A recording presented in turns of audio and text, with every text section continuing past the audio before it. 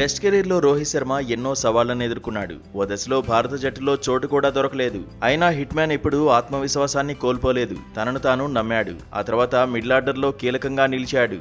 అయితే ఓపెనర్ గా ప్రమోట్ అయ్యాక రోహిత్ తన మార్కు చూపించాడు. విరాట్ కోహ్లీ కెప్టెన్సీని వదిలేశాక హిట్ మ్యాన్ చేతికి పగ్గాలు అందాయి. రోహిత్ కెప్టెన్సీలో ఓవరాల్ గా భారత జట్టు మెరుగ్గానే రాణించింది. హిట్ మ్యాన్ కెప్టెన్సీలో భారత్ 24 టెస్టుల్లో బరిలోకి దిగింది. అందులో 12 మ్యాచ్ల్లో గెలిచింది, 9 మ్యాచ్ల్లో ఓడిపోయింది, 3 మ్యాచ్లు డ్రా అయ్యాయి. రోహిత్ కెప్టెన్సీలో బెస్ట్ మెమరీస్ చాలానే ఉన్నాయి. 2023లో బోర్డర్ గవాస్కర్ ట్రోఫీలో ఆస్ట్రేలియాను భారత జట్టు 2-1తో ఓడించింది. ఆ తర్వాత ఇంగ్లాండ్ తో 5 మ్యాచ్ల సిరీస్ లో 4-1తో గెలిచింది. ఈ 2 సిరీస్లకు భారతే ఆతిథ్యం ఇచ్చింది. 2023లో రోహిత్ సేన వరల్డ్ టెస్ట్ ఛాంపియన్షిప్ ఫైనల్ కు చేరింది. అక్కడి నుంచే హిట్ మ్యాన్ గ్రాఫ్ పడిపోయింది.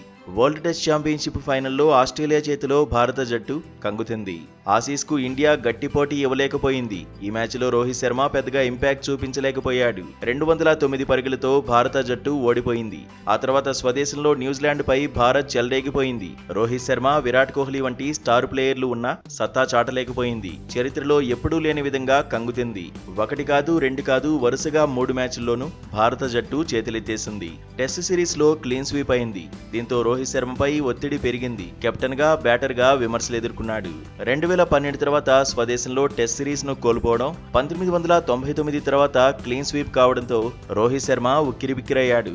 అప్పటి వరకు పొగిడిన వాళ్లు కూడా విమర్శలు గుప్పించారు. ఆ తర్వాత బోర్డర్ గవాస్కర్ ట్రోఫీ రోహిత్ ను ముంచేసింది. భారీ అంచనాల మధ్య ఆస్ట్రేలియాలో బరిలోకి దిగిన భారత జట్టు ఏమాత్రం ఆకట్టుకోలేకపోయింది. బుమ్రా కెప్టెన్సీలో తొలి మ్యాచ్ గెలిచినప్పటికీ ఆ తర్వాత కెప్టెన్ గా రోహిత్ శర్మ అదే ఊపును కొనసాగించలేకపోయాడు. ఫామ్ లేకపోవడంతో ఆఖరి టెస్ట్ నుంచి తనంతట తానుగా దూరంగా ఉండాల్సి వచ్చింది.